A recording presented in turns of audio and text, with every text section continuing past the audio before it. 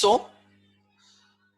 the last discussion from the monopoly, the last paragraph was pending, that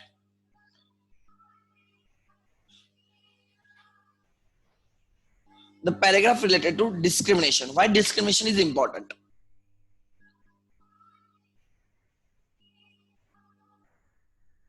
Yeah, price discrimination. कल हमने देखा कि price discrimination is not good, right. Reason is very simple, because you are exploiting the consumers, you are taking away their consumer surplus, you are charging the price average revenue which is more than the marginal cost.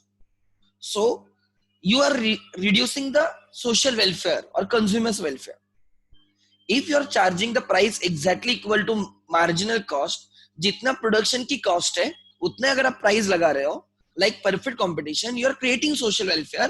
On the contrary, the monopolist, right, does not create social welfare, actually reduces the consumer surplus by charging the price more than what, right, the marginal cost. He charges the price which equal to the consumer is willing or able to pay. So consumer surplus is a what consumer is ready to pay minus what he actually pays, but they are same in the monopoly. You are ready to pay 10, pay 10. You are ready to pay 12, pay 12. You are ready to pay 8, pay 8. So surplus जो भी रहता है consumer का, that is taken away by the monopolist in the first degree of the monopoly. There were 3 degrees of the monopoly. First degree में every customer or every consumer will be treated as a different market, and he will be charged the price which he is ready to pay. So auctions, bid and offer and bid वाले, right, negotiation वाले, doctor, consultant, lawyers, right, जहाँ पे negotiations होता है, bargaining होती है proper, they are the examples of, right, price discrimination. And in that, the seller charges, the monopolist charges the amount that consumer is ready to pay or he is willing to pay. So surplus becomes zero in the first degree. Second degree में, right, there are 2 types. For different consumers, you are charging different prices for the different quantity purchase. The person, the consumer who buys in the bulk, he has to pay less per unit than the person or the buyer who buys in the retail or in small quantities.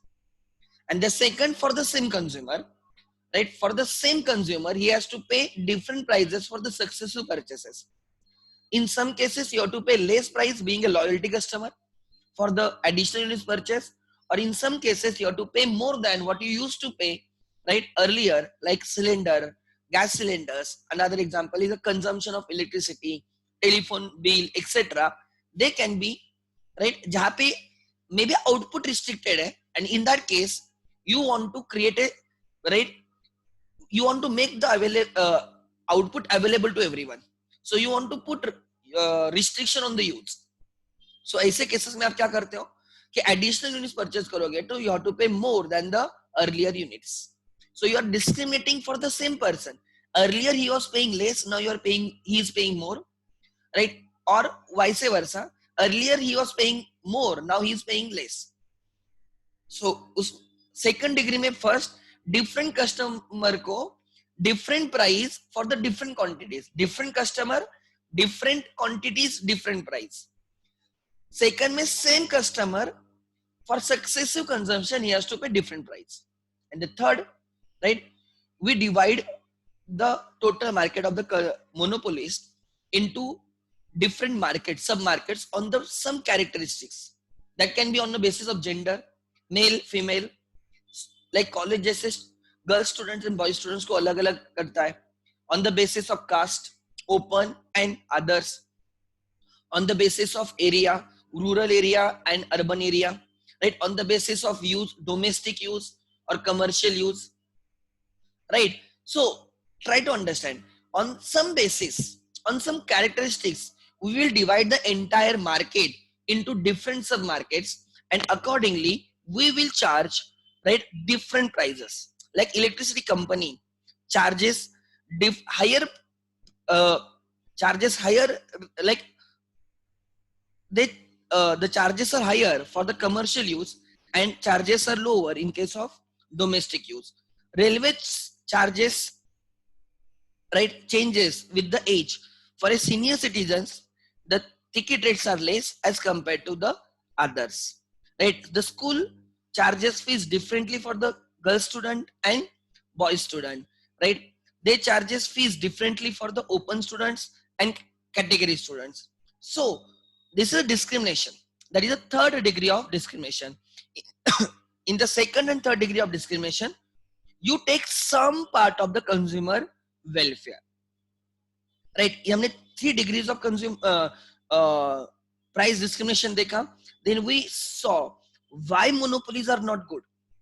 सबसे main reason है they discourage the competition, they exploit the consumer, they, right, they are not giving consumer freedom, right, to choose between the products because they are not allowing competition. And also they are, right, they are not creating economic welfare, right? Economy also suffers because of monopoly, because monopoly firms are not required to produce at the optimum level. They are sub-optimum firm. They are producing less than their optimum level, and even they are not required to improve themselves because there is no competition. So that is not good for the economy as a whole. Buyers का exploitation नहीं होता है, उनके जो suppliers है उनका भी exploitation करते हैं लोग, because supplier has only one buyer. उनके जो सप्लायर्स है मोनोपोली के, राइट, रॉ मटेरियल सप्लाई करने वाले, लेबर सप्लाई करने वाले, कैपिटल सप्लाई करने वाले, लैंड रिसोर्सेज सप्लाई करने वाले, right, monopoly is only buyer of them. So monopoly is in position to dictate their suppliers as well, and they will be paying less price to them for the inputs, and they are charging higher price to their customers. So customers का तो exploitation ही है, sellers का भी क्या है, exploitation है, and ultimately they earn abnormal profits in the long run, which is unjustifiable. So एक reason हो सकता है AR is greater than MC, average revenue is greater than MC. Second, right, they are not producing at a lowest point of their average short long run average cost curve. LSC के lowest point पे नहीं, but downward sloping portion पे वो produce करते. They are not optimum firm. They are earning abnormal profits. AR is greater than average cost. Average revenue is more than average cost at equilibrium output. All these makes, right, exploitation of consumers, exploitation of the suppliers, right, not good for the economy. All these causes, right, government to restrict or to regulate the monopolies if they exist. And in India, Competition Commission of India, CCI, Competition Commission of India, regulates such practices, right? So it is a commission, obviously under central government, right, which checks the competition, right, in India. They regulate the competition in India. Then उसके सिवा हमें ये discuss करना था why it is good sometimes. ऐसे नहीं कि monopoly हमेशा, राइट, उसके ओनली नेगेटिव इफेक्ट्स है. There are positive effects of the monopoly as well. Like, ध्यान देना मैं क्या बोल रहा हूँ. पहले तो वहां पे जहां पे लार्ज स्केल ऑफ प्रोडक्शन की जरूरत है and cost involve is very huge, in that case if there is a monopoly, that huge cost is divided by large number of buyers, because there is only one seller who is selling this commodity to very large number of buyers. Average cost decrease होती है. So ऐसे cases में, like, right, public utilities में sometimes having monopoly is good. This is one reason. Second reason can be, right, yeah, monopoly or price discrimination. ठीक है, why price discrimination is good. मैं price discrimination क्यों good है वो मैं बोल रहा हूं. अब मैं price discrimination why it is sometimes good. First, आपने ये सुना है, लाइक अभी तो इतना नहीं है, लेकिन मे बी 4-5 साल पहले, before Jio comes into picture, आपने ये सुना होगा कि telecom operators used to give scheme, night calling used to be free. Night calling free होती थी, मतलब दिन में आप कॉल कर रहे हो तो आपको यू हैव टू पे for it, but night calling free या कम रेट पे. ऐसे स्कीम्स होते थे. या लाइक एयरटेल वालों का फ्रेंड्स बोल के एक स्कीम थी, मतलब you have to select any 5 numbers, Airtel के नंबर्स, राइट? आप एक नंबर लोगे तो उसके साथ और 5 नंबर ले, मतलब टोटल 5 नंबर लेने, and the calling on that numbers will be free और the charges are very less, you can call them at any point of time. तो हम क्या करते, फैमिली में वो पैक लेते थे, सबके पास वो सपोज कार्ड रहेगा, एक एक के पास एक एक कार्ड रहेगा, एंड फिर उससे क्या हो जाएगा, कॉलिंग जिनके साथ ज्यादा हमारी कॉलिंग होती है उनके साथ हम बात कर सकते थे एट ए लोअर रेट। ध्यान देना मैं क्या बोल रहा हूँ। सो रात में बात करना है, रात में बात करनी है तो आपको कम रेट लगेगा। तो जो बैटिंग करने वाले लोग होते हैं, राइट, रात रात भर, उनके लिए वो स्कीम बहुत अच्छी थी। वो रात भर, राइट, बात करते रहते थे, जिनके साथ करना है उनके साथ। So I was living in hostel, तो मैं देखता था रात रात भर लड़के लड़कियों से बात करते थे। That is happen. एयरटेल वालों की वो स्कीम थी कि रात, राइट, क्योंकि रात में जनरली उतना यूज नहीं होता है, ये यूज करने वाले बैटिंग वाले लोग रहते हैं, दूसरे कोई नहीं रहते। ट्राई टू अंडरस्टैंड, कोई ऑफिस वाला रात में कॉल नहीं करते बैठेगा उसके क्लाइंट्स को, उसके ऑफिस स्टाफ को। ट्राई टू अंडरस्टैंड, उनका दिन में होता है। सो एयरटेल वालों, सपोज एग्जांपल है कि टेलीकॉम ऑपरेटर है, दिन में बहुत हेवी लोड होता है, तो to reduce that load and to use the capacity in the night as well, night में लोड कम रहता है, दिन में ज्यादा लोड रहता है, तो दे शिफ्ट द लोड। क्या करते हैं, जब उसका पिक्स पीरियड नहीं रहेगा, मतलब in the night, in the night there are less users, right, तो वो क्या करेंगे, राइट, तो नाइट का टाइम भी यूज करेंगे, इसके लिए वो क्या करेंगे, स्कीम दे देंगे कि आप नाइट में यूज करो, आपको कम रेट मिलेगा। उससे क्या होगा, सच पीपल, राइट, वो रात में बात करना स्टार्ट कर देंगे। Are you getting my point?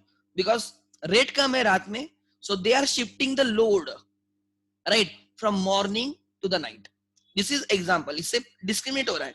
सुबह अगर आप मॉर्निंग सेशन में दिन में यूज करोगे तो you have to pay higher charges, रात में यूज करोगे तो you have to pay lesser charges. You are discriminating, but that is good for the company, because company is using even the night slot. Company उनका, right, scale अच्छे से use कर रहा है। They are shifting their burden, जो morning session में या दिन के सेशन में जो बर्डन होता है ना, they are shifting it to the night. So this is एक एग्जांपल, ये क्यों अच्छा है ये समझाने के लिए।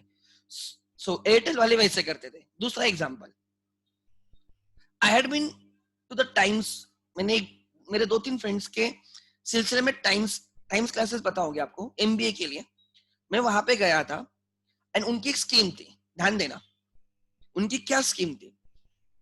There one batch used to start at 6 in the morning, 6 AM in the morning, and दूसरी बैच एक 10 बजे, ऐसे वेरियस बैचेस। तो जो 6 की बैच होती थी उसकी फीस बाकी बैचेस से कम थी। Suppose example 50,000 is normal fees. आप अगर दिन में कोई भी बैच लेते हो 50 रुपीज इज फीस, बट अगर 6 AM के बैच में, अर्ली मॉर्निंग के बैच में आते हो 50 की जगह यू हैव टू पे जस्ट 30,000। टीचर वही, सब वही, बट मॉर्निंग में क्यों इतना कम? जब मैंने उनको पूछा, बोले देयर आर 2 रीजंस। मॉर्निंग में जो आते हैं, इतने सुबह जल्दी उठ के आते हैं, मींस दे आर कंसर्न। जो एकदम 10-10:30 बजे आ जाएंगे नहा धो के, they are least concern. That one perspective is also correct. जो 6 बजे 7 बजे उठ के क्लासेस कर रहे हैं, मतलब they are actually concern about their career, मतलब they are sacrificing their sleep, they are sacrificing their comfort zone, and they are coming there just for the study purpose, means they are actually serious. And these are some, like you can say, जैसे disease के symptoms होते हैं, these are some like you can say like symptoms of the success। इतना sacrifice कर रहे हैं बच्चे, तो उनके लिए वो बोल रहे हैं कि they are actually genuine students, जो 6 बजे आके पढ़ने के लिए आते हैं। जो एकदम आइस की जिंदगी जीना है वो 10 बजे आ जाएगा, वो 12 बजे आ जाएगा, 3 बजे आ जाएगा, एकदम नहा धो के एकदम फ्रेश होके टाइम पास करके आ जाएगा। तो उसके लिए हम ज्यादा ही प्राइस लगाएंगे। जो एक्चुअली कंसर्न स्टूडेंट है, जो जेन्युइन स्टूडेंट्स है, वो सुबह बराबर 6 बजे आते हैं, तो उनके लिए, उनकी वो, राइट, ऑनर करने के लिए, उनकी वो कमिटमेंट ऑनर करने के लिए उनके लिए कम प्राइस है। This is one reason. दूसरा, उन्होंने बोला वैसे भी मॉर्निंग सेशन में कोई आएगा नहीं, अगर हम सेम फीस 50,000 रखते हैं तो मॉर्निंग सेशन में इतने लोग आएंगे नहीं, तो कम प्राइस रखने से there are some students who may shift in the morning as well, तो मॉर्निंग का स्लॉट हम यूज कर सकते हैं। This is another reason. Really good reason कि 6 बजे क्लासेस स्टार्ट हो जाएंगे, उससे फायदा क्या होगा कि you can increase your scale, आपकी जो कैपेसिटी ना उसको यूज कर रहे हो, स्केल आप यूटिलाइज कर रहे हो। मॉर्निंग में क्लास खाली रहती है, they are started using it, normal तो चल रहा है और मॉर्निंग में भी बच्चे आ रहे हैं बिकॉज प्राइस इज लेस। कितनी अच्छी रेट स्ट्रेटेजी है। सो उन बच्चों का भी फायदा है जो जल्दी आके पढ़ते हैं, उनको कम प्राइस, एंड इसमें क्लास का भी फायदा है क्या कि they are using their right of time. समझा? दो दूसरा एग्जांपल मैंने एयरटेल नाइट कॉलिंग फ्री का एग्जांपल दिया कपल्स के लिए। सेकंड मैंने आपको एग्जांपल दिया टाइम्स वालों का मॉर्निंग क्लास। ये मैंने ऑब्जर्व किया, मैंने उनको पूछा भी था what is the reason, and तब मुझे ये क्लिक नहीं हुआ, बट जब मैं सिखाने लगा तो मुझे वो एग्जांपल क्लिक हुआ कि मॉर्निंग में कम फीस रखते थे, एंड नॉर्मल कोई भी बैचेस में आ जाओ यू हैव टू पे द सेम फीस, वहां पे 50,000 यहाँ पे 30,000, so that is a discrimination. Third example ध्यान देना। यस, हम मूवीज जाते हैं और मॉर्निंग शोज की का रेट कम होता है, 60, 70, 80 रुपीज होता है। वही आप इवनिंग शो जाओ या नाइट शो जाओ या 10 बजे के शोज के देखो, the rates are more. Night show का तो सबसे ज्यादा रेट रहता है। कभी आपने ऑब्जर्व किया इसके पीछे रीजन क्या है? It is a discrimination, don't you think? Movie तो वही है, स्क्रीन भी वही है, या ऐसे थोड़ी है कि सुबह के मूवी में अपना भाई कम मारता है और रात के शो में ज्यादा मारता है, ऐसे थोड़ी है, नहीं भाई उतना ही मारता है। तो ऐसे क्यों मॉर्निंग में कम रेट, नाइट्स में ज्यादा रेट, या आफ्टरनून सेशन में ज्यादा रेट? रीजन वन, अगर आप कोई 7 बजे मूवी देखने, आई डोंट थिंक सो कोई आएगा if you keep the same price. रात का जो शो की प्राइस है सपोज 300 पर टिकट, वही मॉर्निंग में भी 300 रखोगे तो no one will come. Reason is very simple, इतने सुबह उठ के भी उतना ही पे करना है, शाम को जितना है तो निवन जाएंगे। This is one reason. So अगर आपको मॉर्निंग में कस्टमर्स को बुलाना है तो you have to give some discount. Second, अगर मॉर्निंग में कोई आएगा नहीं तो मॉर्निंग में कैपेसिटी यूटिलाइज नहीं होगी, so you have to do something so that the students will come in the morning as well. Try to understand. So morning में ट्राई टू अंडरस्टैंड, मॉर्निंग में रेट ज्यादा है, सॉरी मॉर्निंग में rate कम है as compare to evening. Evening में जो आने वाले जनरली फैमिली वाले रहते हैं, राइट? मॉर्निंग में आने वाले कॉलेज वाले रहते हैं जो पॉकेट मनी पे जीते हैं, सो दे हैव लिमिटेड इनकम। और जो शाम में आते हैं वो फैमिली वाले रहते हैं, अर्निंग वाले रहते हैं, राइट? तो try to understand, generally earning people जो पूरा दिन का उनका काम करके जॉब वगैरह करके इवनिंग में आएंगे। मैं एग्जांपल दे रहा हूं। तो ये एक और एग्जांपल है कि मॉर्निंग शोज के रेट्स कम होते हैं एंड इवनिंग शोज के रेट्स ज्यादा होते हैं। मैं आपको आपके एग्जांपल दे रहा हूं so that you can understand there is a discrimination. आप जाके बोलो मॉर्निंग में कम और आप भी ज्यादा क्यों नहीं, हमें same, we don't want discrimination. Sometimes discrimination is good. Morning में तो मॉर्निंग शोज खाली चलेंगे, एक्चुअली मॉर्निंग शोज फुल होते हैं generally because rates are less. ठीक है, this is third example theatres का। फोर्थ एग्जांपल थिएटर्स का ही, Friday Saturday Sunday tickets are more than weekdays. Saturday Sunday tickets are more than the weekdays, क्योंकि weekdays में load कम रहता है एंड वीकेंड्स पे लोड ज्यादा रहता है। टू शिफ्ट, ऐसे कोई कस्टमर्स रहेंगे अगर आप उनको वीकडेज में कम रेट रखते हो तो they will come and watch in the weekdays, तो वीकडेज में कैपेसिटी यूटिलाइज होगी। वैसे भी वीकेंड्स पे तो होती है excess, right? You require more actually, right? Overfull हो जाते हैं, हाउसफुल हो जाते हैं theatres.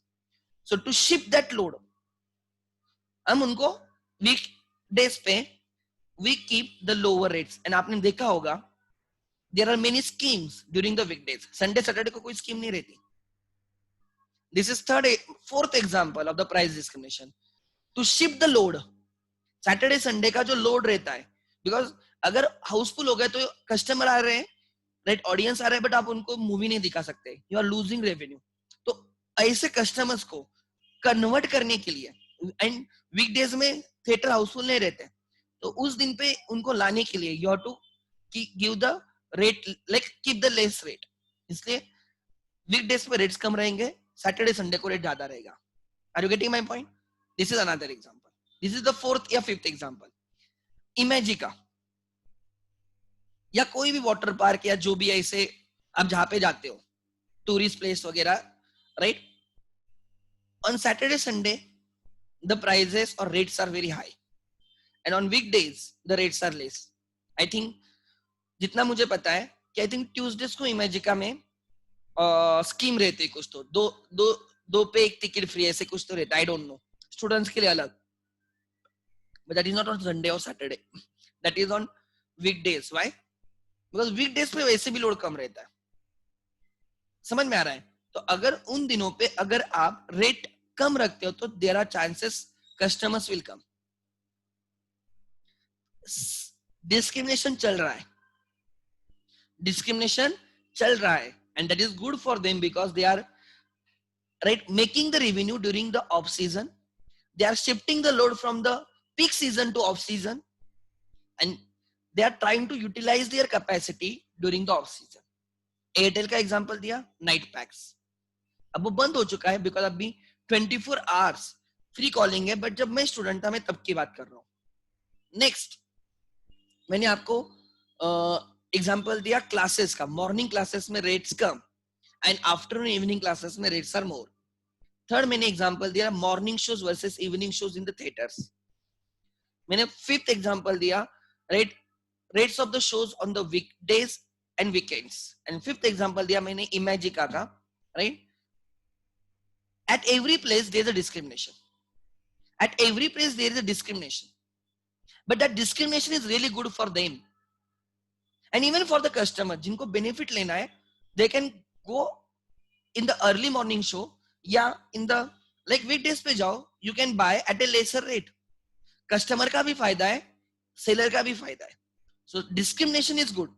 Monopoly as such is not good, but sometimes discriminating is good.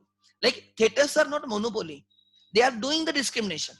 Try to understand, right? Imagica is not a monopoly, they are doing discrimination.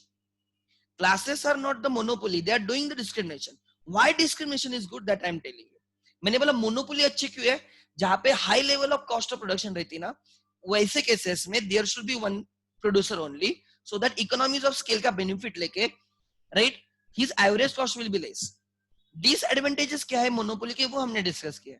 Now why discrimination is good, इसकी मैं बात कर रहा था, ध्यान देना. Price discrimination is usually resorted to by a monopolist to secure high profit and to acquire sustained monopoly power. Monopoly power means, लिख लेना अंडरलाइन करके,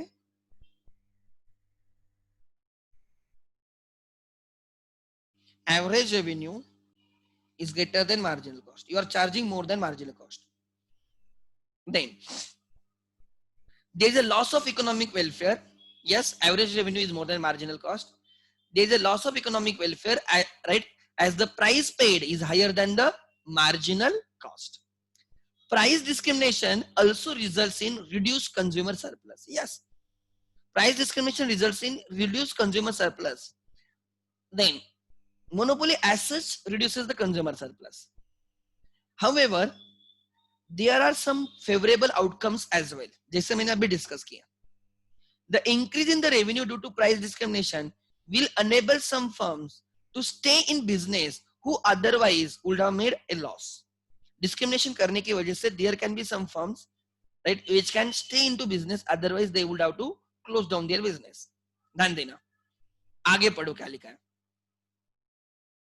By peak load pricing, right, firms have capacity constraint which will be able to spread its demand to off peak time, resulting in better capacity utilization and reduction in the cost of production. जैसे मैंने example दिया, peak season में या peak session में, right, everyone comes and your capacity constraint, you cannot, right, sell or you cannot provide services to all the customers because it is a peak time and you have capacity, limited capacity.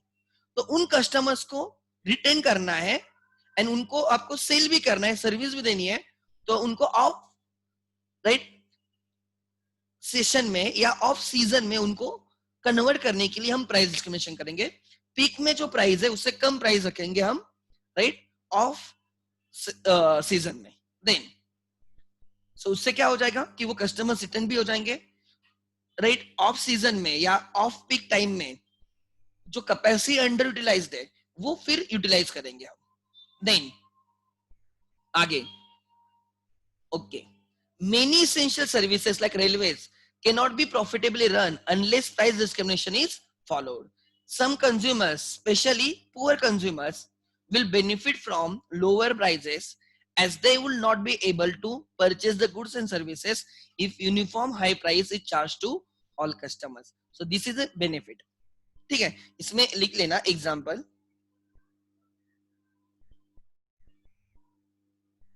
Airtel night package,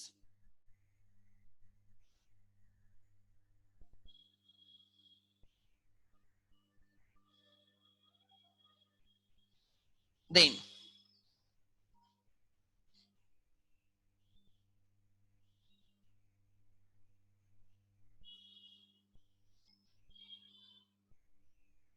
Airtel night package, then okay, another example, uh, classes charging less fees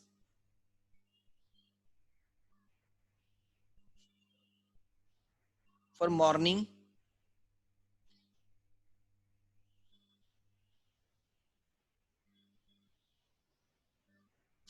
session,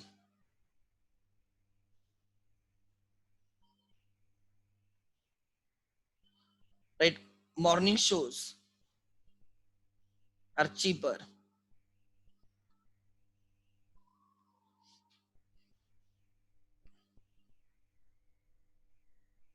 are cheaper as compared to evening shows. Evening shows क्या matinee shows बोलते हैं, I don't know, compared to evening shows,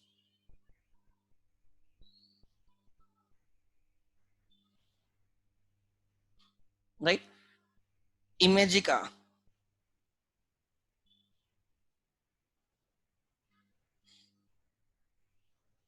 Fun Tuesday scheme, I don't know उसको क्या बोलते हैं, Tuesday को रहता है इतना मुझे पता है, यू हैव टू पे लेस, कुछ तो कम रेट में आपको टिकट मिल जाता है, ठीक है।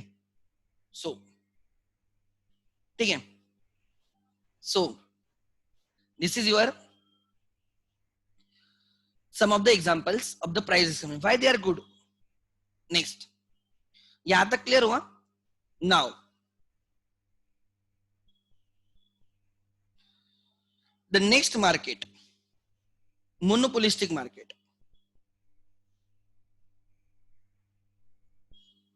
Monopolistic market,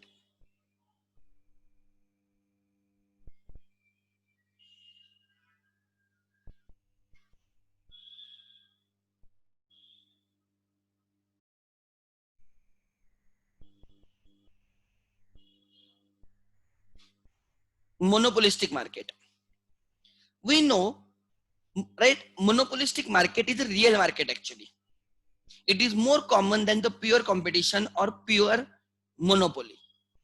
It is very common. Reason, right, जो हम मार्केट देखते हैं, example soap market, toothpaste market, right, even coaching classes, they are more of the monopolistic market.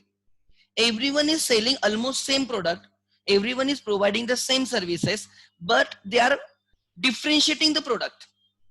Why our product is better than others?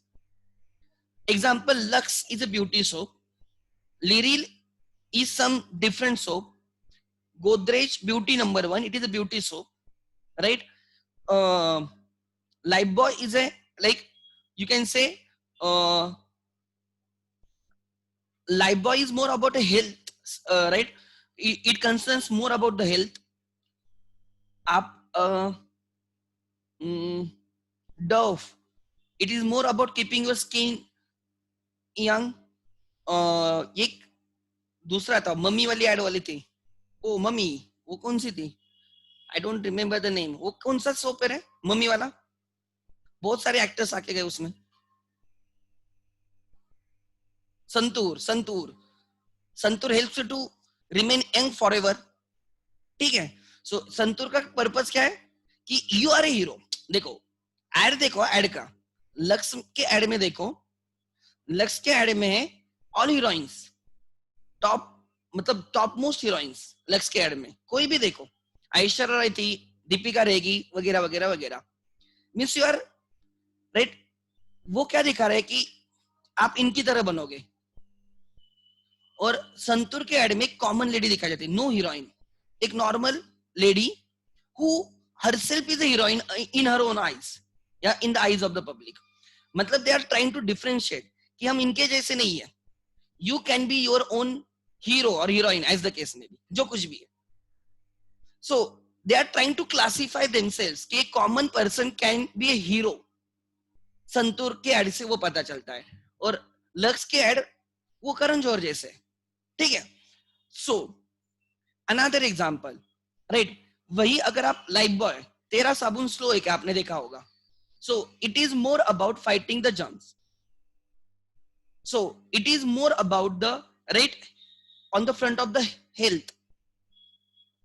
सो हर इसका एक एक, everyone is doing the same work, soap ही है, but everyone is trying, or every seller or producer is trying to tell the customers why his product is different than the others।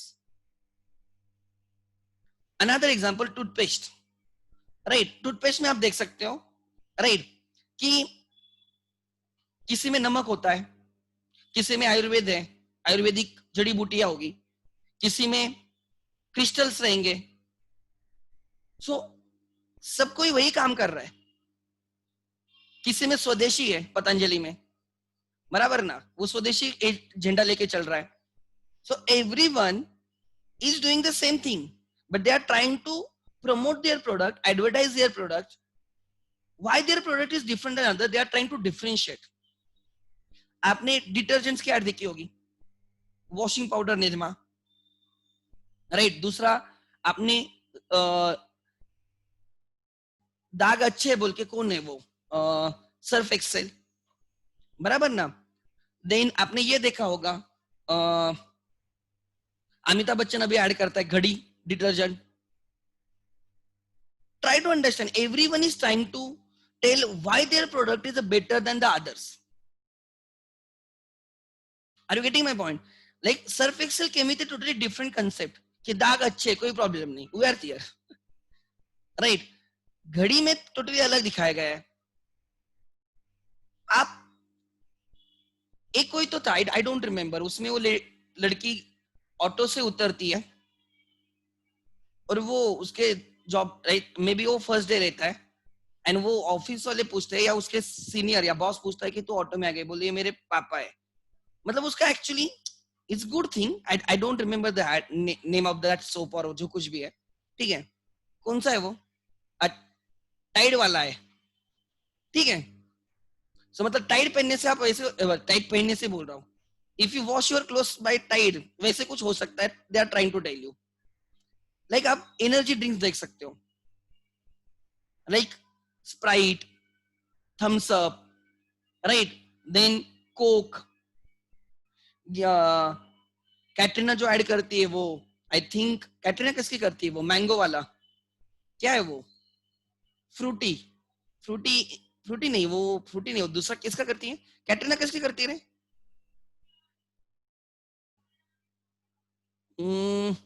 हाँ, slice की add करती है कैटरीना, बराबर। तो they are trying to sell their product, they are trying to sell their product on some concept or some feature, they are differentiating their product। Actually सब काम तो सब वही कर रहे हैं, राइट ना। अभी एग्जांपल मैं आपको बोलता हूँ, जब समर आता है तो इस बार मैंने वो देखी ऐड, क्या है कि वो जो एसी है ना, वो एसी हवा, हवा तो ठंडी देता है, वो हवा भी क्लीन करता है, ऐसे कुछ तो आई थी वो, उसमें कुछ ऐसे मैकेनिज्म है वो, it will purify the air. मतलब पहले एसी का काम करते थे खाली टेम्परेचर मेंटेन करना इन योर रूम, अब वो राइट जो एयर है आपके रूम में उसको रिफ्रेश भी कर रहा है। So our product does better than others in these fronts। what they are trying to do, they are trying to tell, right, our product is better than others. Their purpose is the same, use is the same. They are almost close substitute, not perfect substitute like perfect competition, close substitute, but differentiating their product. Almost price is same, सबकी price भी same है. They are not talking about the prices. आपने car की add देखी होगी, car की. There are many ads, और ऐसे एड्स आते हैं ना, सोचने पे मजबूर करेंगे हमें. एक एड ऐसे दिखा है कि वो किधर तो बाहर जाना होता है और बेटी पीछे बैठती है मम्मी के साथ, और वो कुछ तो घर बना रही होती है और वो लेके चला जाता है, और वो कहाँ पे तो पता नहीं, वो किधर भी जाता है, वो गिरता नहीं. तो वो इंडियन रोड नहीं हो सकते. पहली बात, वो कहाँ पे दूसरी जगह पे शूट हुआ होगा अगर वैसे है तो. बिकॉज पुणे में तो मुझे ऐसे नहीं लगता ऐसे हो सकता है. सी अगर जाके देखो आपको पता चलेगा. So what I want to tell you, now they are trying to कि वो इतना परफेक्ट कार है कि आपको फील भी नहीं होगा कि आप ट्रैवल कर रहे हो. और ऐसे एड, एक आई डोंट रिमेम्बर, मुझे मैं एड देखता हूँ लेकिन वो प्रोडक्ट को इतना ध्यान रखता है. एक एड थी, वो सोल्जर की एड थी, मराठी हीरो ही है उसमें, अतुल कुलकर्णी है उस एड में, राइट. वो सोल्जर रहता है, उसको बाउंड्री पे जाना होता है, और एक कार वाला आता है और एक्चुअली वो अपोजिट डायरेक्शन में जाना चाहता है. वो बोलता है नहीं, आप हमारे कंट्री के लिए इतना इतना करते हो, हम आपको छोड़ के आएंगे. वो लेके आता है, उधर छोड़ता है और रिटर्न आता है, और बाद में वो कुछ तो स्टोरी बोलता है. आई डोंट नो, ये 10-15 मिनट की एड है, वो यूट्यूब पे मिलेगी आपको, ठीक है. सो अगर आप वो एड देखोगे ना, मतलब एड करने का तरीका अलग है. आज मैंने एक सुबह एक एड देखी, चित्तई की एड है, I will share it, is on Facebook. During lockdown के रिलेटेड एड है. मराठी हीरोज है उसमें. भरत जादव का भाई, वो जादव है, दूसरा कोई तो भरत जादव, और दूसरा क्या है उसका नाम, किसको पता है क्या? भरत जादव और दूसरा कौन है वो? चित्तई की एड है, चित्तई की एड 5 मिनट की एड है. ऐसे एड टीवी पे नहीं आती बिकॉज दे आर लेंदी. वो ऐसे उनके प्लेटफॉर्म पे या यूट्यूब चैनल पे या फिर इंस्टा पे आती है. वो जो एड है ना, उसमें दिखाया गया है कि इट इज यूज, चित्तई की एड है, उनके बर्फी की एड है, राइट, स्वीट्स की एड है, कि you can share your joy right with चित्तई, ऐसे एक एड है. एंड इतनी अच्छी एड है, नहीं सच्ची में अच्छी एड है, वो ट्रेंडिंग होगी इसलिए मैंने देखा होगा उसको. हाँ, सिद्धार्थ जादव है उस एड में.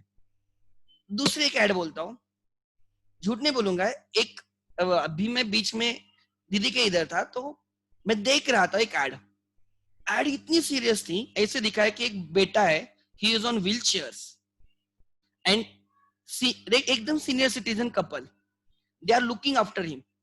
वो कुछ भी नहीं कर सकता, राइट, और वो उसका पूरा ख्याल रख रहे. ध्यान देना क्या है एड. अब मैं इतना अच्छे से बोल नहीं सकता, वो एड देखोगे तो समझेगा. एक्चुअली हम लोग कुछ तारक मेहता वगैरह ऐसे टाइम पास देख रहे थे, उसमें बीच में वो एड लग गई. हम हंस रहे थे, एकदम सीरियस हो गए. वो उन्होंने 5-10 मिनट की एड है वो प्रॉपर, शायद से यूट्यूब पे चल रहा होगा वो एड. तो वो बच्चा व्हील चेयर पे, वो कुछ नहीं कर सकता, 30-35 ईयर्स उसका एज रहेगा. He is crying just because दो सीनियर जो कपल दिखा है, right, they are looking after him. तो उसका ऐसे लग रहा है कि उससे वो कुछ नहीं कर सकता उनके लिए, and they are looking after him. And बहुत सीरियस एड है, बहुत सीरियस एड है, हमें रोना आ जाएगा वो एड देख के. और एंड में वो एड किसकी थी पता है? मुझे लगा कुछ ऑर्फनेज वगैरह इसकी एड रहेगी. बाद में वो एक कंस्ट्रक्शन प्रोमोटर की एड थी कि हमारे सिटी में ऐसे लोग रहते हैं, तो उन्होंने स्टोरी बोली है कि उसके मम्मी पापा एक्सीडेंट में चले जाते हैं और वो एक्सीडेंट में बचता है और he can not work on his own, चल नहीं सकता कुछ नहीं. और उनके नेबरहुड में वो पेरेंट्स है, वो सीनियर सिटीजन जो उसका केयर ले रहे. एड क्या थी? एक कंस्ट्रक्शन साइट की एड थी कि यहाँ पे आके देखो आपको ऐसे लोग मिलेंगे, या हमारे इधर इतना पीस है, इतने लोग अच्छे. और जब एड देखी मैं हंस हंस के पागल हो गया. फिर मैंने बोला किधर के किधर एड लेके गए. इट वॉज राइट, सोच भी नहीं सकते, बट वो इम्पैक्ट करती है आपके दिमाग में.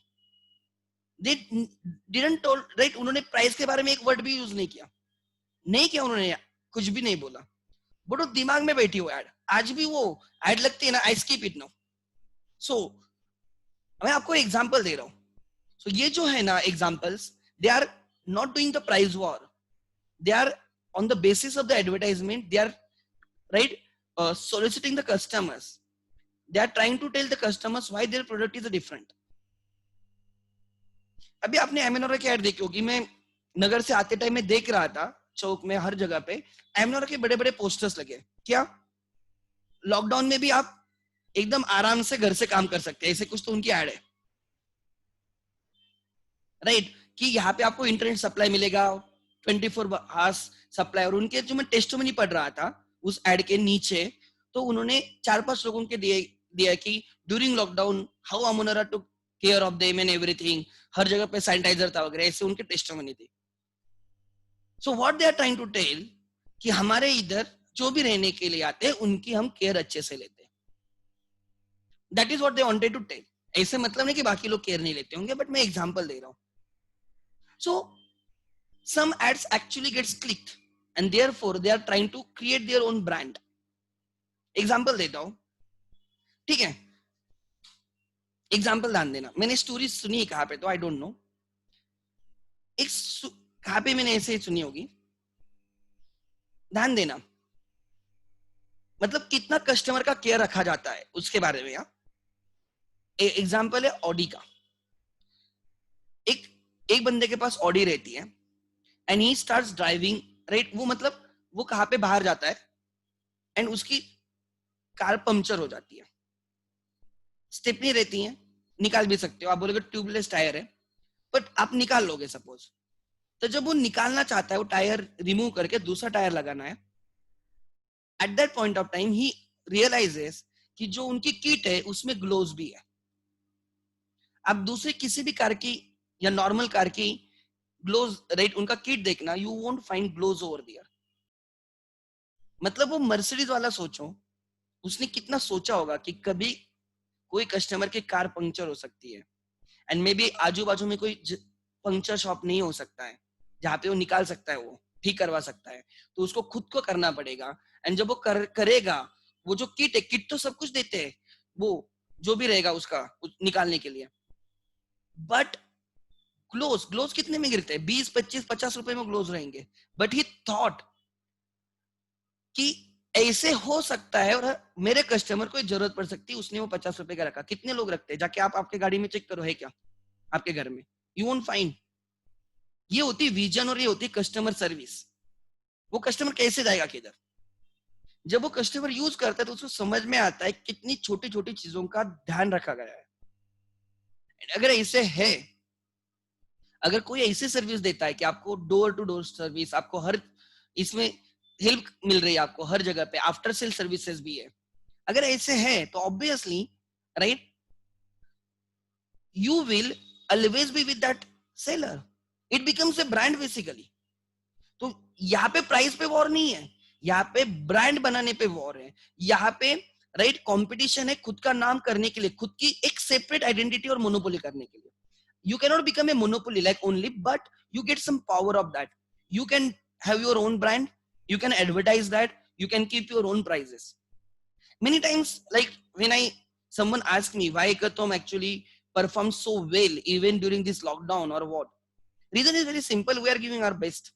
हम सोचते हैं बच्चों के बारे में।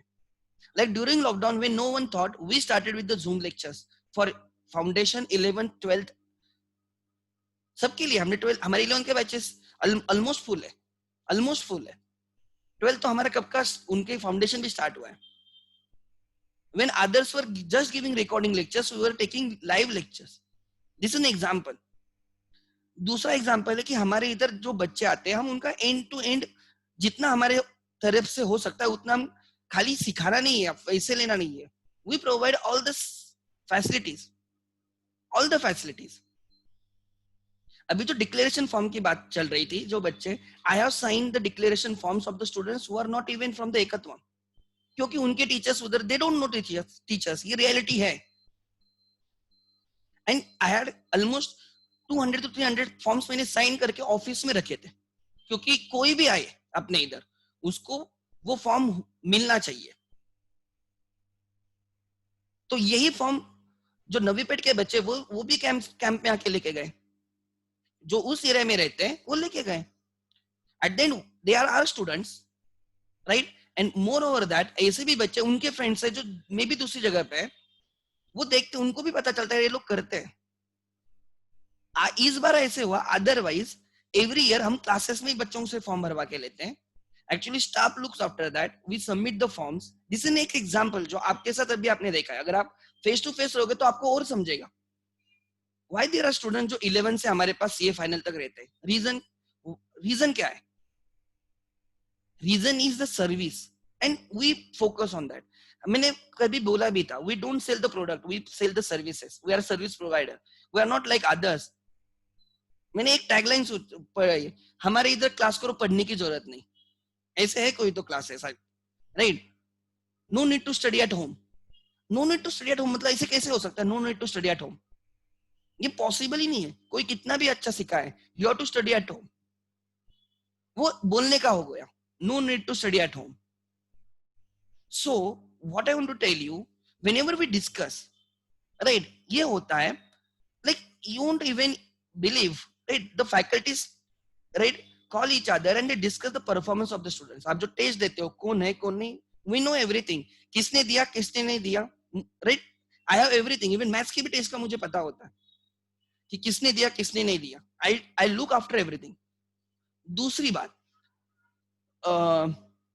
we also talk about the students कि कौन कैसे परफॉर्म कर रहा है, कौन अटेंड करता है कौन नहीं करता है, जिसको और सिंसियर होने की जरूरत है। तो we had a discussion, literally we discuss. ऐसे नहीं, कैंप में वो ज्यादा होता है, ये भी मैं बोलता हूँ, maybe we are from the same age group, वो हम में ज्यादा होता है and we are more like अभी हमारा टाइम है, हम कर सकते हैं। एक बार आप 30 साल 40 साल होने के बाद आपको कुछ नहीं रहता, आपको आना है सिखाना है, अब बच्चे अपने आप आते हैं, सब होता है। We are into that phase कि हमें वो करना है। सो जो मैं एग्जाम्पल दे रहा हूँ कि मैंने देखा है मैं हमारे पास, राइट, एक टर्म में कि जो बच्चे 11th में आते हैं वो हमारे पास एंड तक क्यों रहते हैं, एंड उनके भी छोटे बहन भाई वो हमारे इधर क्यों भेजते हैं। अभी मैं देख रहा हूँ 11th में मेरे पास 5 ऐसे स्टूडेंट है जिनके भाई या बहन मेरे से 11 12 या सीए होके गए या वो कर रहे हैं। ऐसे क्यों? मतलब मैं भी सोचता हूँ, ये मुझे दिखता है कि ये इम्पैक्ट है कि इनके भी वो रिकमेंड कर रहे हैं उनके फैमिली मेंबर्स को कि आ जाओ बोल के, and this is really good. अगर हम नहीं करेंगे तो नहीं आएंगे। देखो, money can be one factor कि फीस ज्यादा है, बट अगर उसके साथ सर्विस नहीं मिलेगी तो no one will pay the fees. At the end what is consumer surplus, that is very important. Like example we, right, हम सब फैकल्टीज ने डिसाइड किया कि जो भी एक्स्ट्रा लेक्चर्स रहेंगे like related to others, Abhishek sir will take.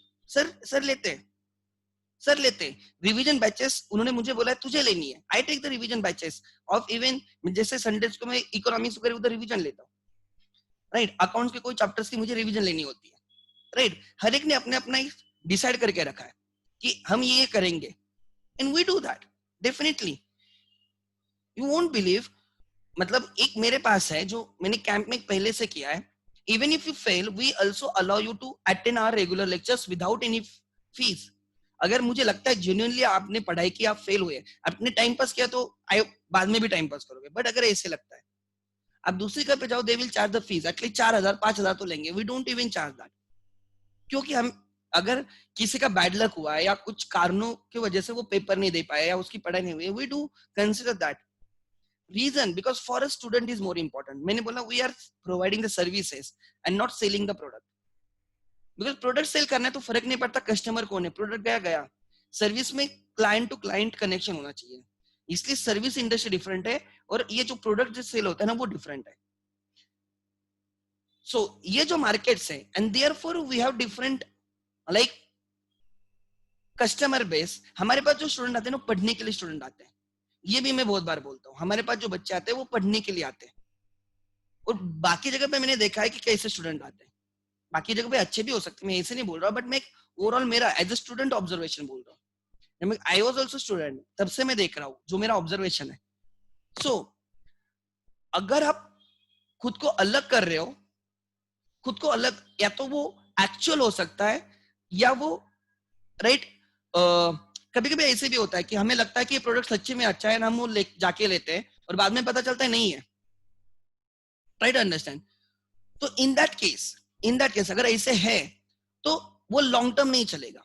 जो आप एडवर्टाइज कर रहे हो वो एक्चुअली भी होना चाहिए, वो जो एडवर्टाइज कर रहे हो वो एक्चुअल में भी होना चाहिए, तो जाके वो जो आपने आपका ब्रांड बनाया वो एंड तक चलेगा. Apple, like one plus, they have their separate loyalty base. Customer की लॉयल्टी अलग ही वहां पे.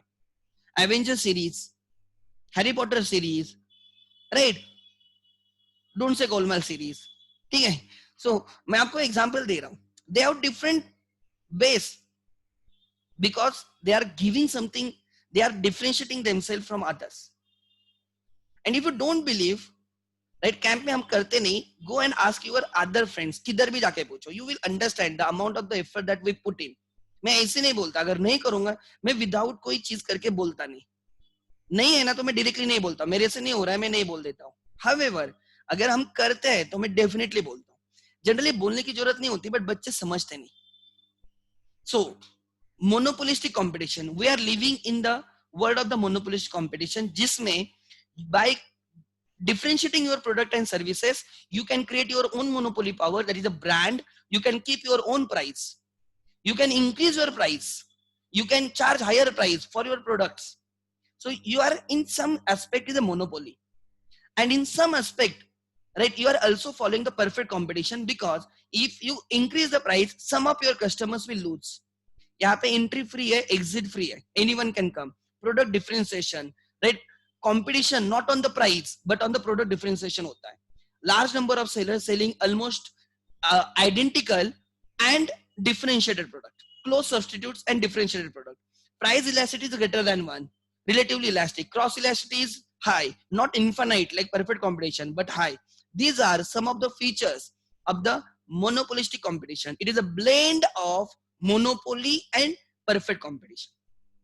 It is a blend of monopoly and perfect competition. That is your, right, monopolistic competition. ठीक है. So just I will go through the, मैं वो points अंदर नहीं जाऊंगा, मैं खाली आपको समझाऊंगा, ध्यान देना. The first point, large number of sellers, yes, product differentiation on the basis of, right, some characteristics of the product, right. So then it is blend of monopoly and perfect competition. यहाँ पे brands are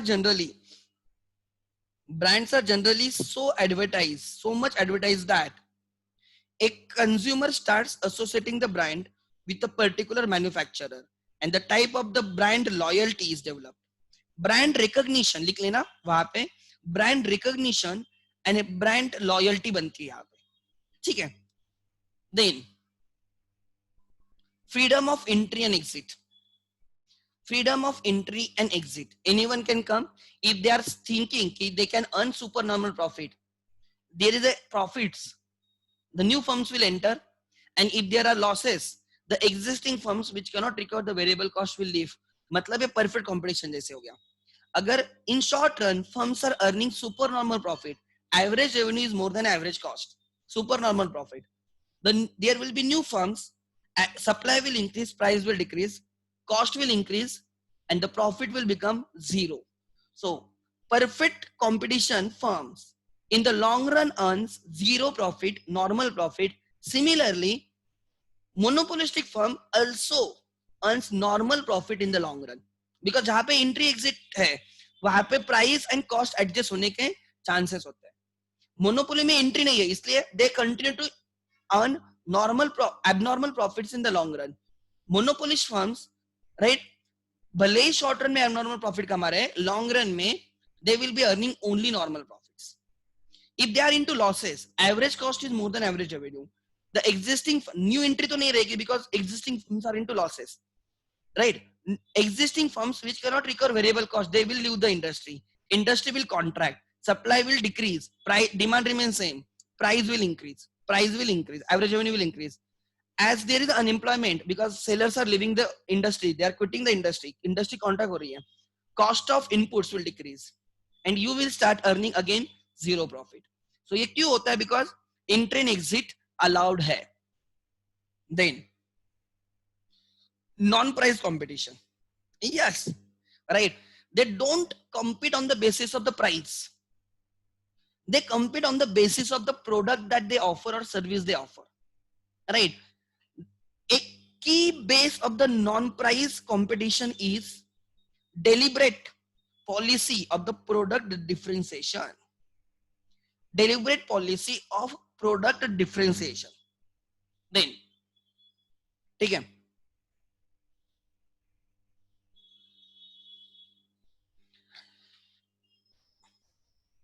equilibrium is very simple. अब ध्यान देना, short run equilibrium.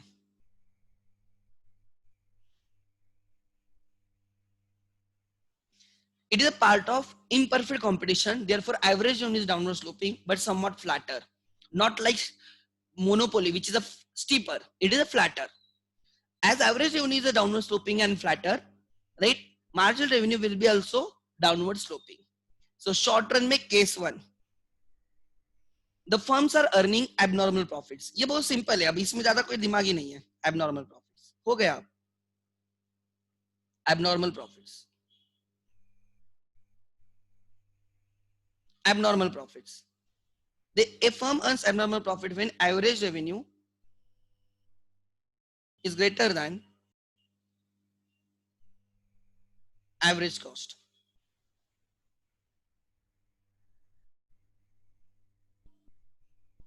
ध्यान देना, this is your average revenue curve, somewhat flatter. अगर वो एकदम फ्लैट हो जाती तो परफेक्ट कंपटीशन हो जाएगी. Then this is the marginal revenue.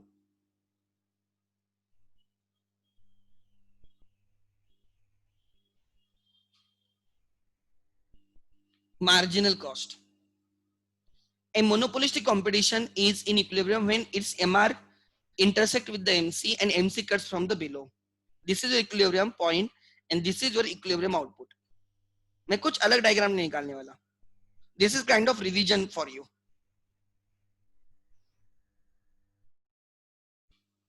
जो हमने मोनोपोली में किया वही डायग्राम है, कुछ अलग नहीं है. This is output O. OQ is the output. This is point A, suppose. This is point B. ठीक है. Corresponding point. This is your average revenue. BQ is the average revenue. Corresponding point is this. OP is the price. ठीक है. Equilibrium वही, MR is equal to MC and MC cuts MR from the below. Are they earning profit or loss? Depends on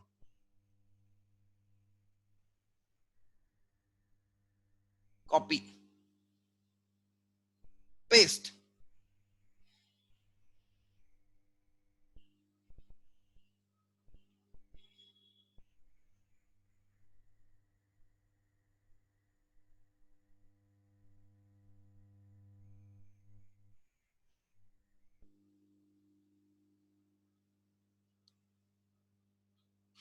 ध्यान देना. First, bring average cost curve. At OQ output, equilibrium output, your average revenue is BQ. अगर आपको profit रखना है तो your cost should be less than BQ.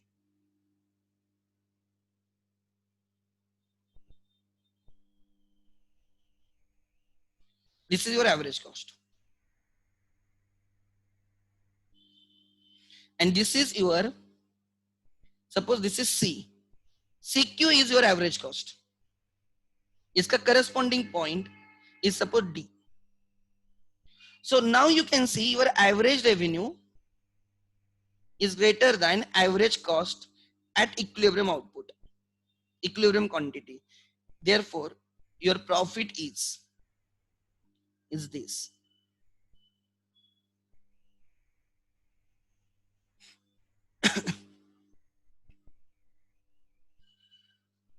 This is your profit. This is your profit. Your profit is equal to area. Right? DPBC. DPBC. ठीक है? They may also suffer the losses. B.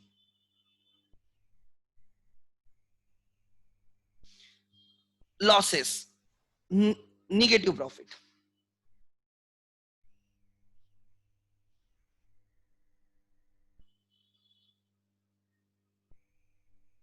That is when average revenue is less than average cost. अब मुझे यहाँ पे you know your output is point A where MR is equal to MC. MC comes from the below. If I draw a perpendicular from point A to quantity axis, that is x axis, OQ is my equilibrium output, profit maximizing or loss minimizing output. At that output, my average revenue is BQ. I will be making losses if my average revenue is less than my average cost at that output. तो मेरी cost कर उसके ऊपर होनी चाहिए. मैं loss की diagram निकाल रहा हूं.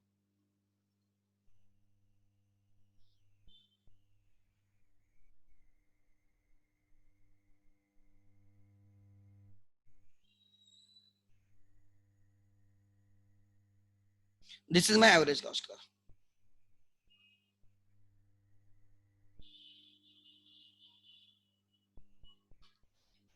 And this is my यहाँ पे इसी पॉइंट पे आ रहा है, कोई प्रॉब्लम नहीं. So this is my C, this is my point D. Are you getting my point? So यहाँ पे average revenue is less than और average cost is greater than average revenue at equilibrium output, EQ, at EQ, and therefore there is a loss which is area PD CB. कुछ difficult है क्या? नहीं. अब ये diagrams इतने अच्छे से होने चाहिए ना आप लोगों के, देख के समझ में आना चाहिए. This will be loss area. At this output your total cost is more than total revenue. अगर यहाँ पे पूछते what is your total revenue, area OPBQ is total revenue. OPBQ, average revenue multiplied by quantity, OP multiplied by OQ is my total revenue. What is my total cost? Average cost multiplied by quantity. DOD is the average cost multiplied by OQ. ODCQ is my total cost. My total revenue is more than my total cost. My profit is DPCB. यहाँ पे what is my total revenue? My total revenue is average revenue, which is OP multiplied by OQ. OPBQ is my total revenue. My total cost is ODCQ. The area ODCQ is greater than area OPCB. Loss is cost is more than revenue. I'm into loss of PDCB. And third, no profit, no loss.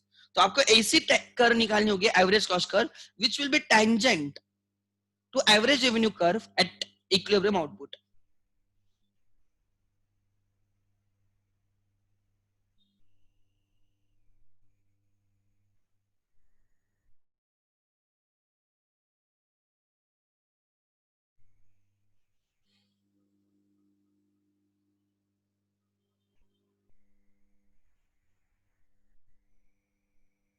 This is the lowest point, average cost, short-term average cost.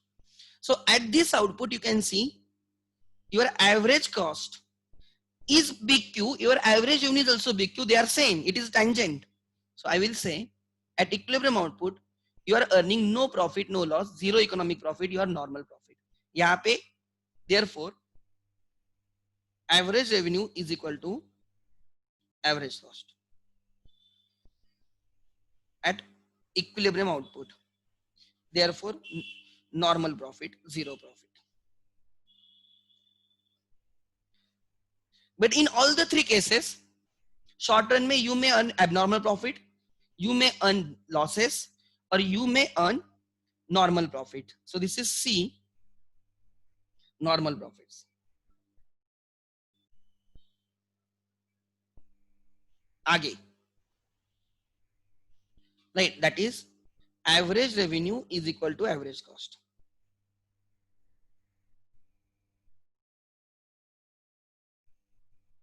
Average revenue is equal to average cost. यहां तक clear है? आगे ध्यान देना. आगे, moreover, आप देखो, are you equilibrium firm? Oh, okay, you are equilibrium. At equilibrium, are you optimum firm, underutilized firm, or overutilized firm? इन तीनों केसेस में देखो, you have to type the answer. In all the three cases, are you optimum firm or underutilized or overutilized? तीनों cases में this is my answer. आप देख के बोल सकते हो. Type the answer. What you think? Are you optimally utilized or you are underutilized or overutilized? Okay.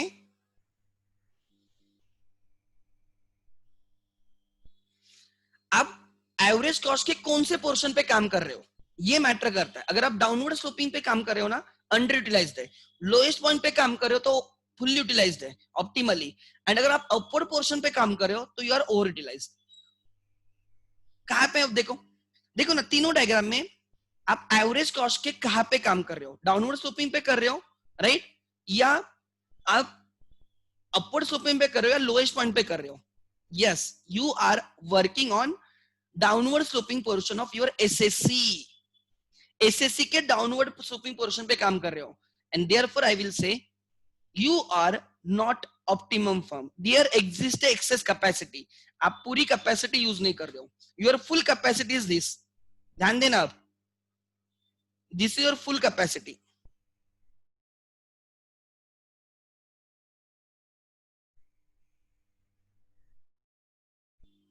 This is your optimum capacity.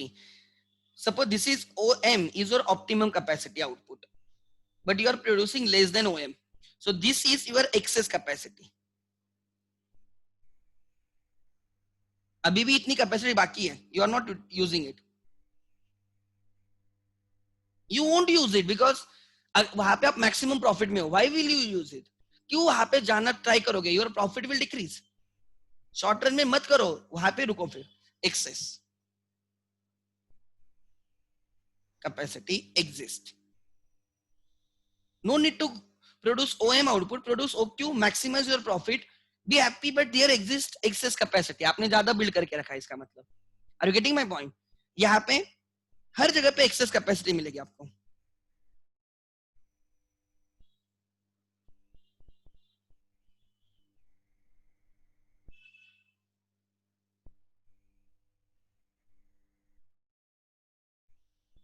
This is access capacity.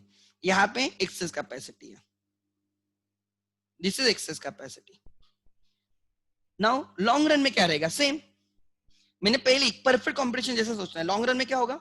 If you are earning super normal profit, industry will expand, price will decrease, cost will increase, profit will become zero. लिख लेना बस इतना ही, ज्यादा नहीं. मैं shortcut में लिख के दे रहा हूं. जैसे मैंने परफेक्ट कॉम्पिटिशन में जो लिखा था वो एक्चुअली यहाँ पे होना चाहिए. Long run.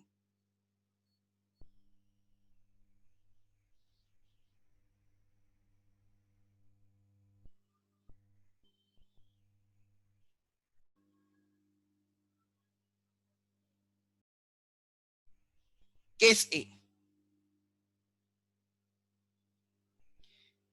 If firms are earning abnormal profits in the short run,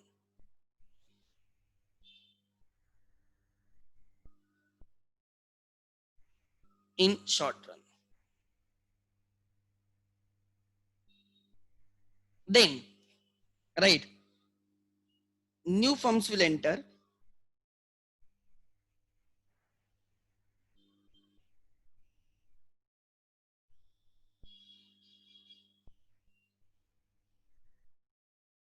New firms will enter. Industry expand होगी.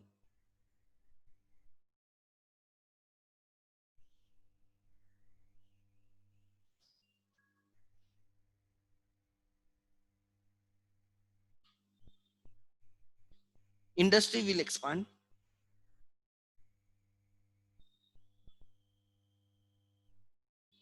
Right? Supply will increase. Demand remains same.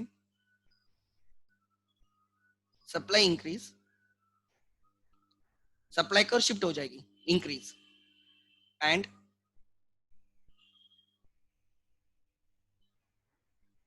demand remains same.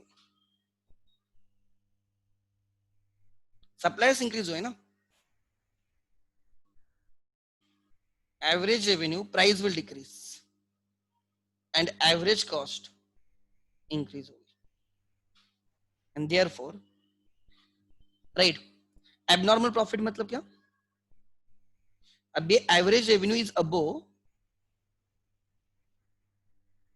Average cost, average revenue above average cost, average revenue नीचे गिरेगा, cost increase होगी, profit will become, and therefore the gap between AR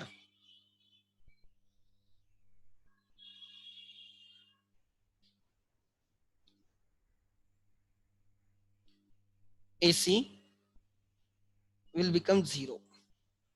They will tangent each other. Case B. So long run में monopolistic competition earns only zero economic profit. Perfect competition in the long run earns zero economic profit. Monopolistic competition in the long run earns zero economic profit. Only monopoly in the long run earns abnormal positive economic profit. ठीक है? Case B.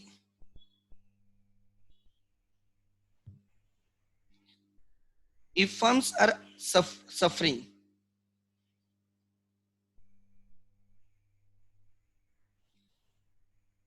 losses, that is average cost is greater than average revenue in the short run. Entry exit free है, कोई कोई आपको रोकने के लिए नहीं उधर. Then existing firms which cannot recover variable cost,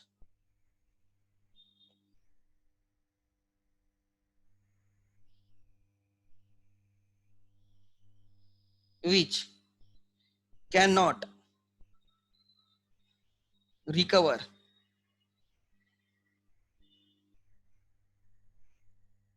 variable cost. देखो वेरिएबल कॉस्ट का कितना सिग्निफिकेंस है, कंटिन्यू करना है नहीं करना है, ये वेरिएबल कॉस्ट बोलता है. Variable cost will quit the industry.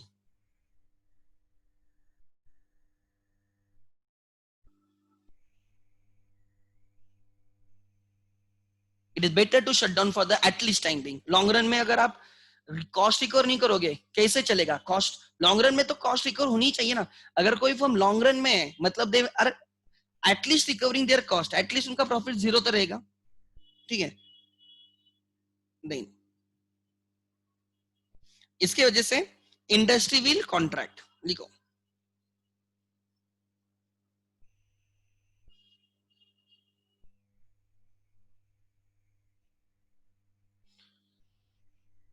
Supply decrease. Industry contract होगी तो नंबर ऑफ सेलर डिक्रीज होता है, सप्लाई विल डिक्रीज. लेफ्ट में सप्लाई का शिफ्ट हो जाएगी and demand remain same.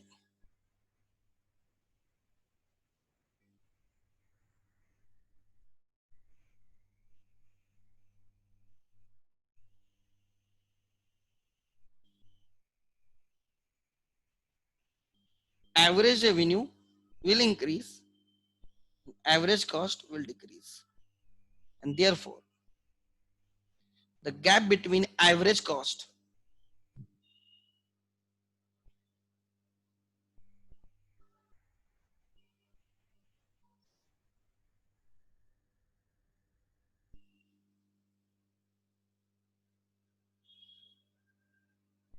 will become zero. The gap will become zero. Again, next,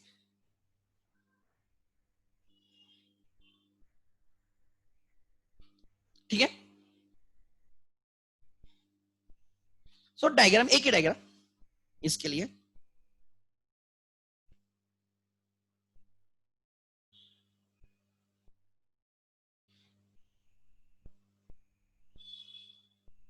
Suppose this is average revenue, downward sloping,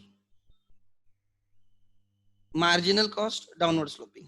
If you want, you can take it from the x axis. मुझे कोई y axis मुझे कोई फर्क नहीं पड़ता. कल बोल के सर आपने गलत डायग्राम निकाली. Next, bring MC.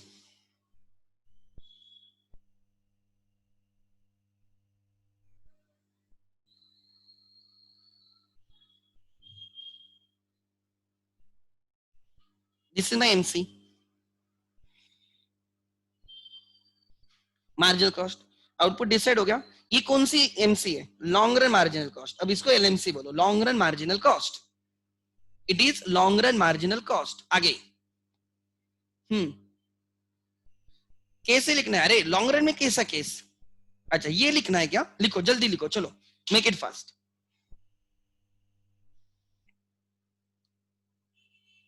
इसलिए मैंने बोला कि परफेक्ट कंपटीशन समझ में आ गया ना आपको, मोनोपोली समझ में आ जाएगा, कोई अलग नहीं है। एक भी कंसेप्ट समझ में आ गया ना, बाकी आप सब डायग्राम खुद होके निकाल सकते हो।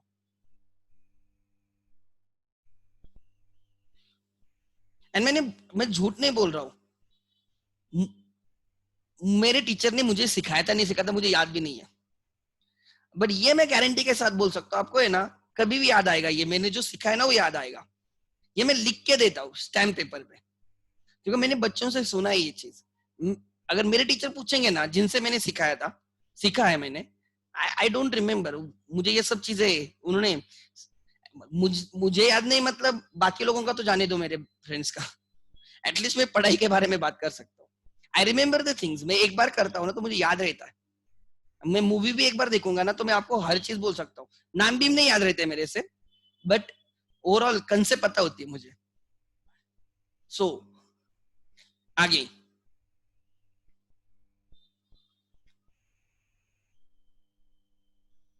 Long run marginal cost, LMC, AR, O sorry this is MC नहीं, दिस इज एमआर, मैंने गलत लिखा है, किसी ने नोटिस नहीं किया।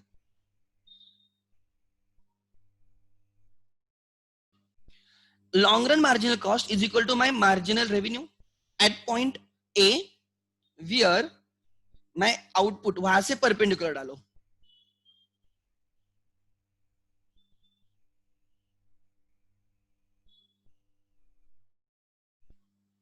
सो दिस इज माय आउटपुट,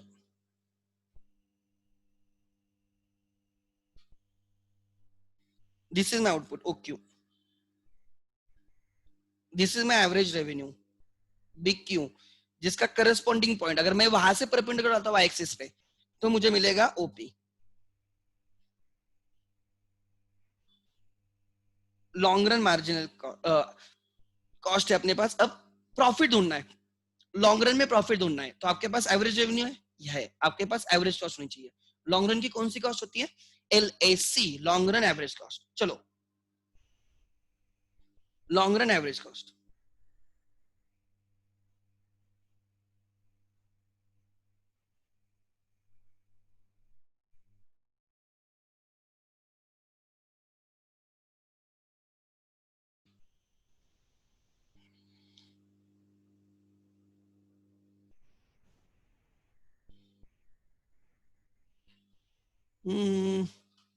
कैसे करे? एक मिनट, मैं एक निकाल के रखता हूँ और फिर उसको टेंजेंट डालता हूँ।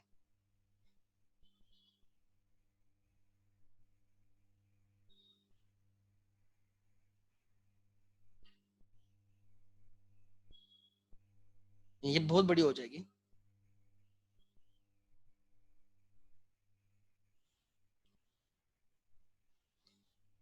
LAC, flattened U shape, right, envelope curve.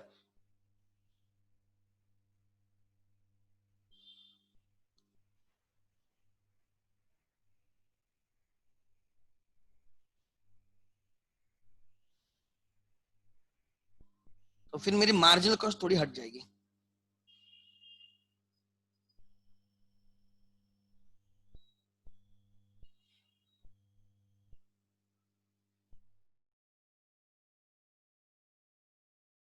वो भी मैं निकालूंगा बराबर।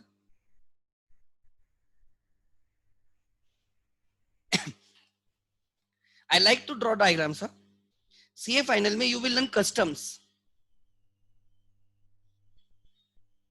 कस्टम्स एक्ट, उसमें ऐसे पोर्ट वगैरह निकालना पड़ता था, इंडिया का मैप वगैरह मैं बहुत अच्छे से निकालता। आई यूज टू लाइक, दोस्तों का भी निकालता था मैं।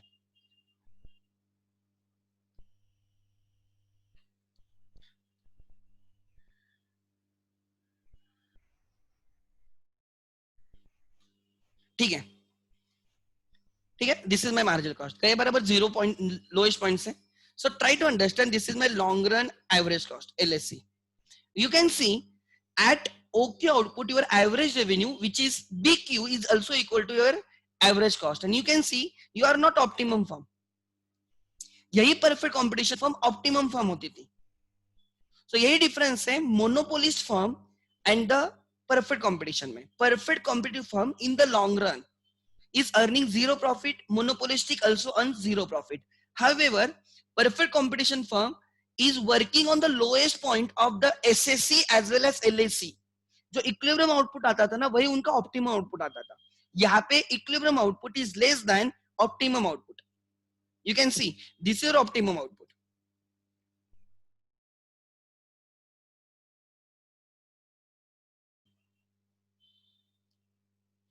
This is OQ1. OQ1 is the optimum output. You are producing less, means you are sub-optimum. Sir हमें ऑप्टिमम होना है सर लॉन्ग रन में. अगर आप ऑप्टिमम होने जाते हो ना तो ध्यान देना, you will shift the plant. आप प्लांट शिफ्ट करोगे एंड यहाँ पे एक ऐसा कुछ प्लांट रहेगा. Try to imagine this is your short run average cost. You are working on this short run average cost right now. Sorry, इतनी complicate diagram मत निकालना, खाली समझने के लिए. किधर है?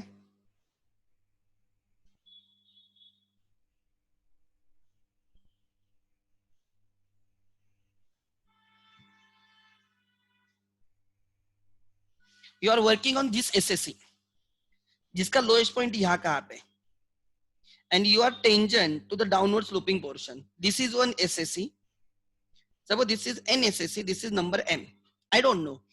Sir, हम SSC n पे है और वो underutilized है because we are working on the lowest portion of that SSC. जब हम LAC के downward sloping पे काम कर रहे होते हैं, मतलब हम that is tangent to the downward sloping portion of the respective SSC underutilized है. सर हमें SSC m पे आना है. क्यों? सर वो optimum firm है. वहां पे we are working on the lowest point of the short term average cost curve and as well as lowest point of your which curve, right sir? SSC curve. दोनों average short run और long run दोनों के lowest point पे काम कर रहे हैं. Sir यहाँ पे देखो, राइट, इसकी जो एवरेज कॉस्ट कर रहेगी, मार्जिनल कॉस्ट कुछ ऐसे रहेगी, short run marginal cost. Sorry ये गलत जगह पे निकाला मैंने. मिनिमम पॉइंट ना यहाँ पे,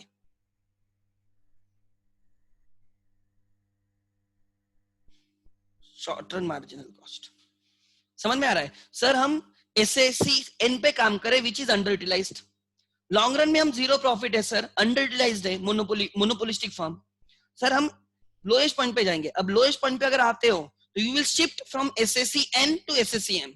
आप अचीव करो, आप बहुत हैप्पी हो, आपकी कॉस्ट कम हो गई, but you are not understanding, you are into losses now because your average revenue will be this, your average cost is this, you are into losses और यहाँ पे आप zero losses में हो. So if you try to be optimum firm in the long run, if a monopolist firm tries to be optimum firm in the long run, it will suffer the losses because in that case average cost will be above the average revenue at that point. OQ1 output पे आप loss में रहोगे. OQ1 output पे यहाँ पे आप zero profit और OQ1 output पे you are into loss. Which is better? Zero profit is better or loss is better? Obviously, loss is better. Oh, sorry, zero profit is better. Are you getting my point or no? So, monopolist firm in the long run will be in equilibrium by underutilizing the plant. They won't be working on the lowest point of the LAC. There will be excess capacity. OQ and OQ1 का जो difference है, QQ1, this is excess capacity.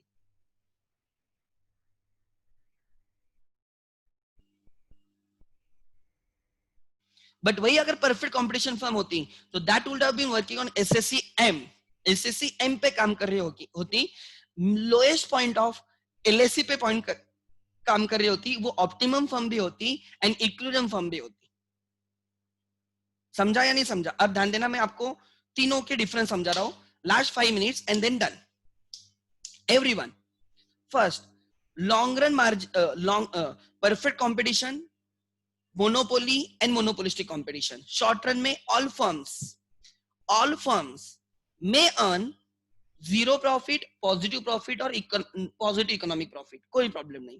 In the long run perfect competition, short run में हर जगह पे same है, कोई difference नहीं है, लॉन्ग रन में डिफरेंस है. इन the long run perfect competition firm earns equilibrium profit, right, at optimum level, that is the lowest point of LSE as well as SSE, right?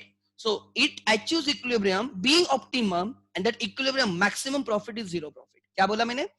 Perfect competitive firm in the long run achieves equilibrium at a lowest point of SSE and LSE, that is it is optimum as well as equilibrium firm. It is maximizing the profit which are zero profit.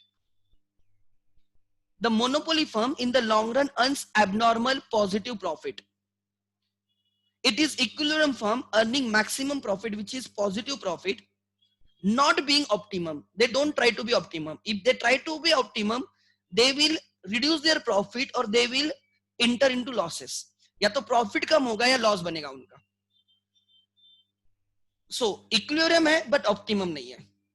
Monopoly firm in the long run is equilibrium but not optimum. If they try to be optimum, they will decrease their profit or they will enter into losses. दो probability हो सकती है. Monopolistic competitive firm in the long run earns equilibrium profit which is equal to zero, maximum profit which is equal to zero. OQ से कम produce करोगे तो भी loss में. This is loss. जिनको डायग्राम अच्छे से समझ में आती है मैं उनके लिए समझा रहा हूं. अब थोड़ा उसके लिए स्टडी भी होना चाहिए अच्छे से. This is loss and this is also loss. ये सब लॉसेस की सिचुएशंस हैं. सो ओक्यू आउटपुट के पीछे लॉस है, उसके आगे लॉस है. तो OQ1 इक्विलिब्रियम आउटपुट पे जाना चाहते हो तो आप जीरो प्रॉफिट जीरो लॉस में हो. बट आप ऑप्टिमम आउटपुट पे गए तो मैं आपको बोलता हूं कि आप लॉसेस में हो. So monopolistic firm in the long run achieves equilibrium but not being optimum firm. Not being optimum firm. There exists excess capacity. They are suboptimum. They are working on a downward sloping portion of LSE and वहां पे जो SSE है that is also downward sloping. Are you getting my point? जो plant उन्होंने वहां पे डाला है, मतलब वो जो कॉस्ट है लॉन्ग रन की that is not the lowest cost, and जो प्लांट वहां पे बिल्ड किया है SSEN वो भी underutilized है. वो भी underutilized है. If you try to utilize that plant fully or you try to ship the plant, you are enter into losses. अगर आप बोलते हो नहीं सर हम ये प्लांट यूटिलाइज करेंगे फुल्ली, डायग्राम पे ध्यान देना, सर हम ये प्लांट यूटिलाइज करेंगे फुल्ली, हम यहाँ पे काम करेंगे सर,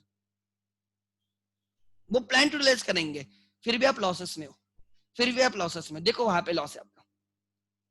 वो आउटपुट प्रोड्यूस करने की SSEN से भी बेटर अपॉर्चुनिटी दूसरी कोई प्लांट हो सकती है जहां पे कॉस्ट कम रहेगी. You are increasing your losses. So don't even try to use that plant optimally. कोई जरूरत नहीं. लॉन्ग रन में आप ऑप्टिमम में नहीं रहोगे if you are a monopolist firm और यू आर मोनोपोली फर्म. और यहाँ पे अगर आप थोड़े से भी ट्राई करते हो आप डायरेक्टली लॉस में जाओगे. एटलीस्ट मोनोपोली में आप लॉस प्रॉफिट कम हो सकता है, लॉस भी हो सकता है या तो प्रॉफिट कम होगा, इसमें स्ट्रेट अवे लॉस में जाओगे. And therefore they are happy not to be optimum firm. They are happy not to be optimum firm. Clear है या नहीं है? किसी को डाउट? सर इतनी डिफिकल्ट डायग्राम मॉड्यूल में भी नहीं है, बट मैंने आपको अब समझाना स्टार्ट किया है. मैंने आपको, ये मेरा लास्ट इक्विलिब्रियम की डायग्राम है, तो यहां पे मैंने आपको सब दिखाया. समझा या नहीं समझा? यस टाइप यस, नो तो no. Everyone has to type. चलो जल्दी करो तो मुझे पता चलेगा. Let me check.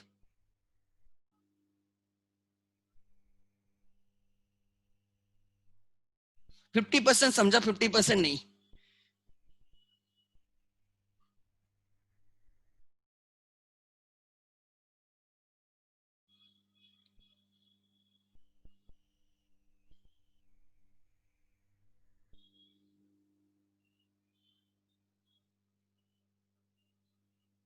मोनोपोली थोड़ा ठीक है.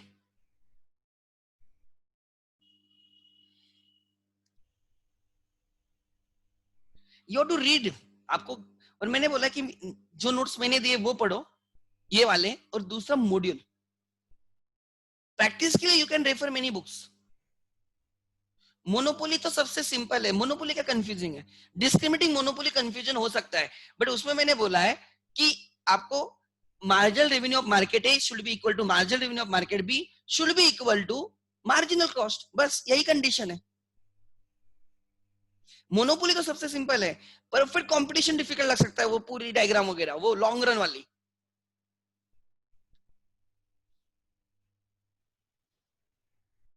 You have to read it, you have to read it, you have no other option. Diagram समझना बहुत इंपॉर्टेंट, डायग्राम रीड करना आ गया ना तो आपको जो मॉड्यूल में लिखा है ना हर चीज समझ में आएगी, ठीक है।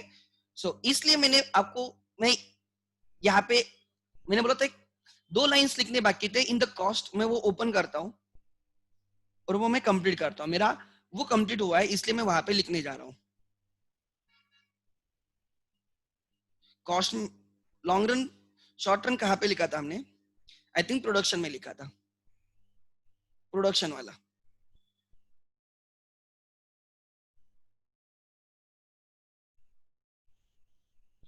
कॉस्ट कर्स जो प्रोडक्शन में लिखे थे, you open your production page number, production जहां पे आपने लिखना, note should be very good, आप ठीक से लिखते जाओ, ठीक है। कॉस्ट कर्व देखो, शॉर्ट रन के cost curve, short run versus long run, ये टोटल कॉस्ट कर्व, ये average cost curve, right. This is long LAC SSC and, तो यहाँ पे एक कर्व में लिखना निकालना भूल गया था तब, ये वाली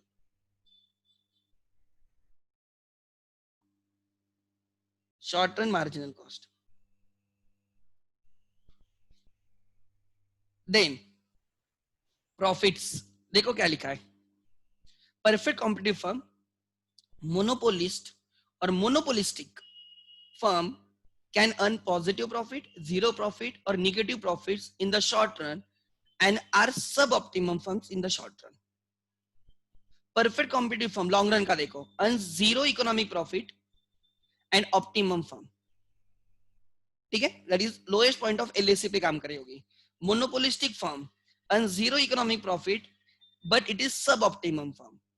Monopoly firm earns positive economic profit and it is suboptimum firm.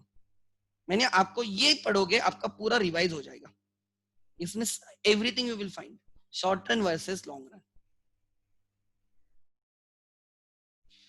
Revenue curve doesn't change as per short run or long run, cost curve, production curve changes as per short run and long run,